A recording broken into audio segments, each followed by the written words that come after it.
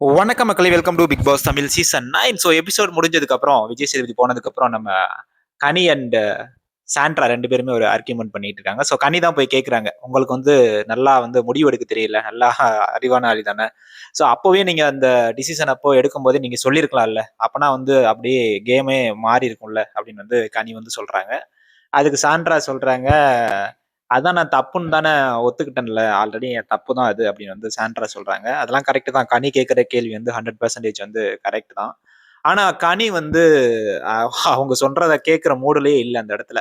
மூட்ல இருந்திருந்தாங்கன்னா கனிக்கு தெரியாதா? ஸோ 2 பேரும் சேர்ந்து தான் டிஸ்கஸ் பண்ணி தான் அந்த முடிவ சொல்லணும் அப்படின்னு. அவங்களா தானே சொன்னாங்க. ஸோ கனி மேல தானே ரொம்ப தப்பு இருக்கு. அது மட்டும் இல்லாம அவ்வளோ பவுல் வந்து நம்ம சபரி வந்து பண்ணியிருக்காரு. ஸோ கால்ல மிதிக்கிறது முதற்கொண்டு எல்லாமே பண்ணியிருக்காரு. எல்லாருமே பார்த்திருப்பீங்க. தள்ளி விடும்போது கூட கனி கால்ல தான் போய் விழுந்தாங்க.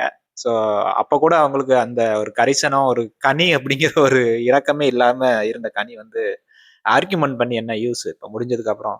அவங்க பண்ணது வந்து மிகப்பெரிய தப்பு. ஒருத்தவங்கள பிசிக்கலா அபியூஸ் பண்ண கூட போதும் கூட போய் ஒரு கருணை இல்லாத ஒரு கனிக்கு வந்து இப்ப போய் ஆர்கியூமென்ட் பண்ணி என்ன தப்பு? ஸோ அந்த தப்ப உணர்ந்துகிட்டு அடுத்து வந்து எல்லாரையும் ஒரே மாரி பார்க்கணும் அப்படிங்கிற ஒரு இது இல்லாம திருப்பி போய் ஆர்கியூமென்ட் பண்ணி அவங்க வந்து நார்மலைஸ் பண்ண பார்க்குறாங்க. ஸோ இது எப்படி அக்செப்ட் பண்றதுன்னு தெரியல. ஸோ வர்ற வீக்ல பார்ப்போம். கனி வந்து இன்னும் அந்த குரூப்புக்கு ராஜமாதாவா இருக்காங்களா? இல்ல ஓரளவுக்கு நிதானமா விளையாடுறாங்களா? பொதுவா விளையாடுறாங்களா? அப்படின்னு பார்ப்போம்.